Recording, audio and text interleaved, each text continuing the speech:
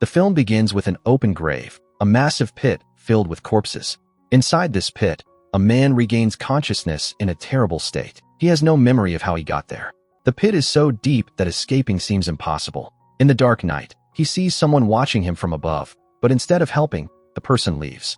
Nearby, the man finds a gun and notices a bite mark on his hand. Before he can fully process the situation, a rope suddenly drops into the pit. It seems to be from the same person who was watching him earlier. Using the rope, he climbs out, but by the time he reaches the surface, the person who helped him is nowhere to be seen. As he walks, he finds dead bodies scattered all around. He soon comes across a house and enters.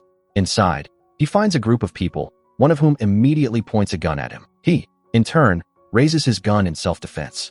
A man named Lucas, who was already in the house, believes that the unknown man is responsible for the murders. However, the unknown man suspects that the people in the house are behind the killings. Lucas questions him, asking, "Who are you?" The unknown man replies, "I don't remember who I am. I woke up just a while ago in that open grave, and I don't remember anything before that." While they are talking, they hear someone groaning in pain. They look to the side and see another man, unconscious, who, like them, has no memory of his past upon waking up. Finally, we see the girl who helped the unknown man escape the pit. She is mute, but her expression suggests that she knows what's going on. None of the people in the house remember who they are, how they got there, or their connection to each other. There is no means of communication, no cell phones, no computers. Some people check their pockets and find their ID cards, learning their names, but the man from the pit doesn't even have an ID. The mute girl seems to recognize everyone and tries to explain something by writing it down, but she writes in a language none of them understand. The pit survivor and Lucas continue to fight because Lucas doesn't trust him. The other group members intervene, telling them to stop fighting and focus on figuring out who they are and why they are here. Meanwhile, the mute girl keeps trying to explain something to Lucas through the mark on her hand, but they don't understand. As they search the house, they find it fully stocked with food and supplies. A calendar hanging on the wall has the 18th circled, and that date is just one day away. They suspect something significant will happen on the 18th, and they need to figure out what. They also find a collection of guns, which a man named Michael seems to know how to use expertly. This leads them to believe he might be a guard or police officer. Even though they have lost their memories, their subconscious minds still retain skills and knowledge from their past lives. The pit survivor starts having strange visions in which he is dragging a woman toward the pit. The woman has a scorpion tattoo on her body. As they step outside, they find more dead bodies tied up near the house. Looking up at the sky, they notice all the stars clearly visible, which means they are far from any city. As they continue exploring, they reach a hut where they see the mute girl feeding an older woman. When the woman notices them, she starts screaming, "You people used me." Seeing her weak state, a man named John hits her on the head, knocking her unconscious.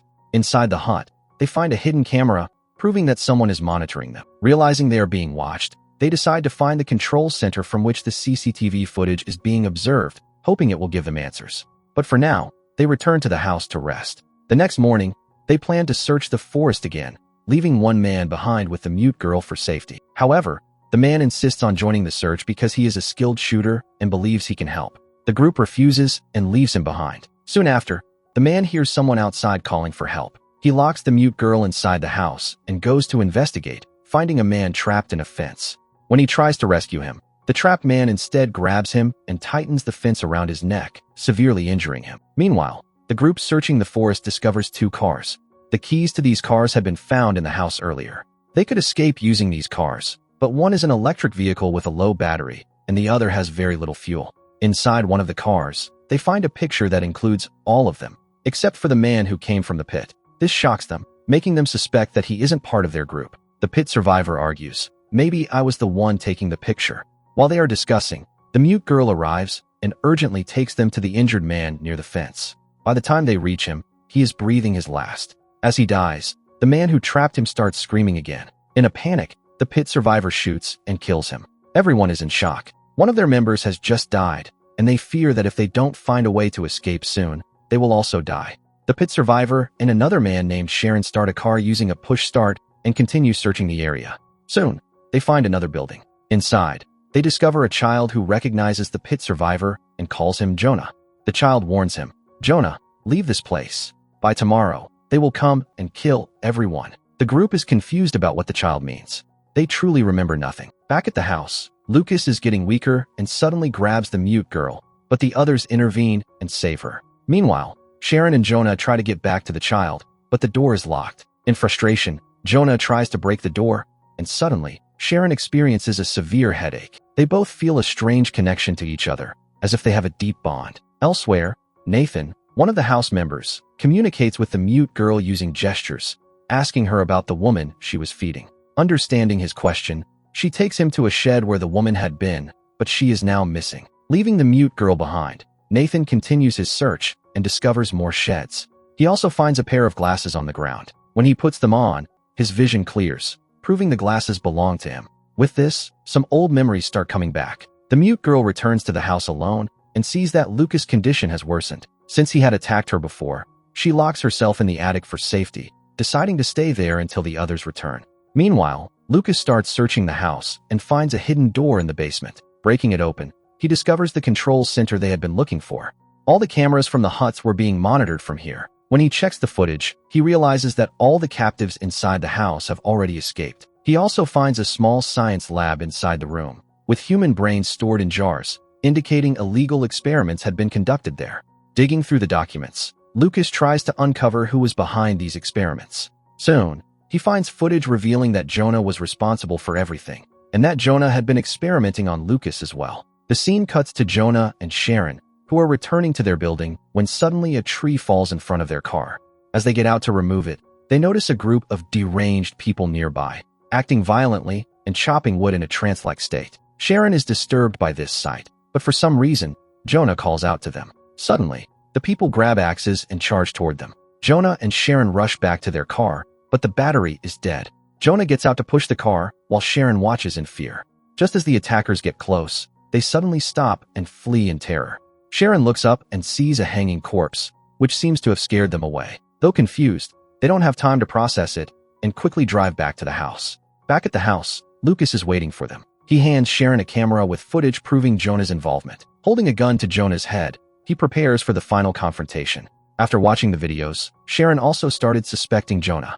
She noticed injection marks on her hands as well, and she realized that Jonah must have experimented on her too. Before Lucas could kill Jonah, Jonah tried to explain, "Wait, I need to understand what I was doing." But before Jonah could say anything further, Lucas struck him with a gun, knocking him unconscious. He then dragged Jonah to the same open grave from which he had emerged at the beginning of the movie. Just before falling into the pit, Jonah regained consciousness. He tried to stop Lucas from throwing him in, knowing that Lucas wouldn't stop. He even had a gun and could kill him.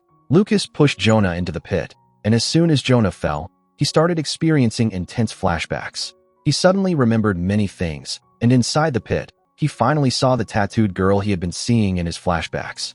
After throwing Jonah into the grave, Lucas returned home and immediately demanded the keys from Sharon. When Sharon asked him about Nathan, she noticed that Lucas didn't remember anything. She realized that Lucas was starting to transform into one of the psychos, just like the one she had seen outside. Within seconds, her suspicion turned into certainty when Lucas violently grabbed the mute girl. To save herself, the girl pushed him away and tried to run toward the attic, but Lucas caught her again and tried to assault her. At the right moment, Sharon intervened and saved the mute girl. Lucas saw the gun in Sharon's hand. To save himself, he jumped out of the window and ran away. Meanwhile, the mute girl returned to the open grave and rescued Jonah because she knew something about him that the others didn't. Jonah then tried to return home and, on the way, stumbled upon the same building where he had met the child earlier, the one who had told him that they would come on the 18th. Jonah wanted to talk to the child, so he entered the building. Inside, he found a man and a woman, both of whom had turned into crazed, infected beings.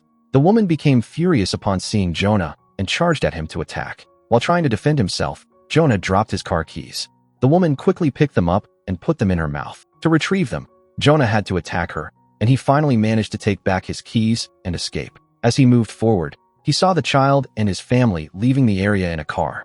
Jonah wanted to talk to them, but they did not stop and drove away. On the ground, Jonah found several vials of vaccines. The moment he saw them, memories rushed back to him.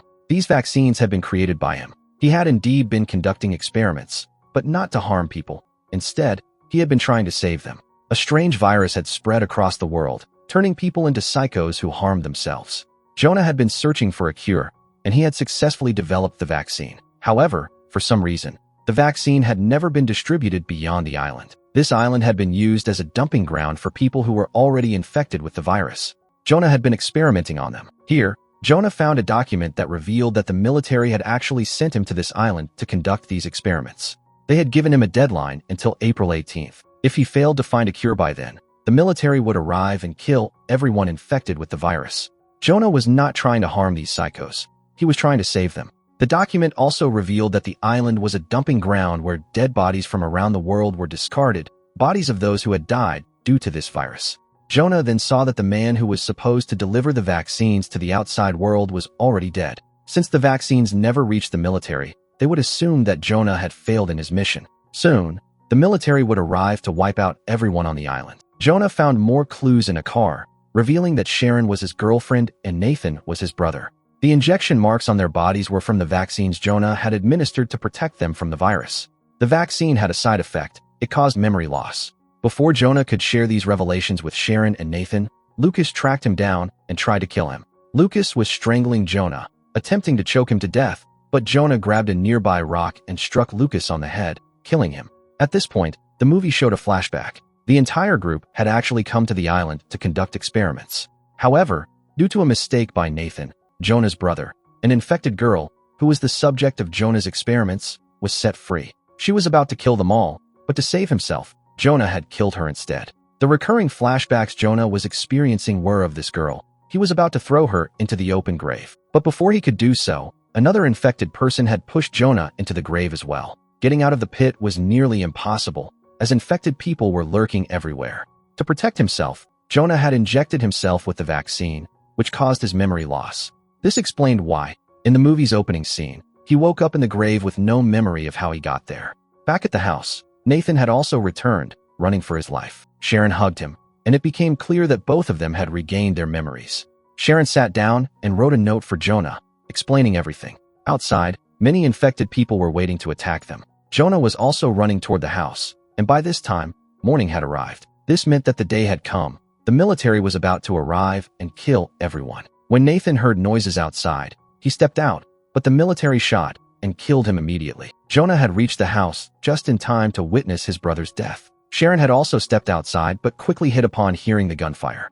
Jonah ran to Sharon and tried to lead her away, hiding from the military. Meanwhile, the mute girl was also hiding inside a shed. As Jonah and Sharon ran, an infected woman suddenly attacked Sharon, stabbing her in the back. Sharon started bleeding profusely. Jonah, seeing this, shot the infected woman. Sharon was losing too much blood.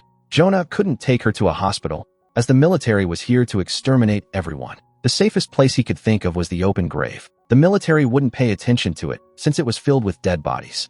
Jonah carried Sharon there, injected her with the vaccine, and also gave her a dose of anesthesia to make her unconscious, so that even if the military saw her, they would think she was dead. He then injected himself with the vaccine and anesthesia as well. Before passing out, Sharon handed Jonah a note in which she had written their entire past. The movie then showed the military arriving with more dead bodies. One of these bodies was the child who had repeatedly warned Jonah. The military exterminated all infected people and then left. Sometime later, Jonah regained consciousness. However, by now, he had forgotten everything about Sharon. The film revealed that Sharon had died. Jonah was once again in the same situation. He had no memories and had to figure everything out from scratch. The note Sharon had given him was lost, meaning he had no way to rediscover his past. In that note, Sharon had also written a crucial secret. The mute girl was immune to the virus that was turning people into psychos. Jonah had been using her blood to create the vaccines. But since he never read the note, he had no way of knowing this. Jonah called out for help, and, just like before, the mute girl came to rescue him. She lowered a rope, helping Jonah climb out of the grave once again. This time, she led him to a place where thousands of corpses lay. The film ended here, leaving the mystery unresolved. Would Jonah ever regain his memories? Would he be able to create the vaccine and save the world?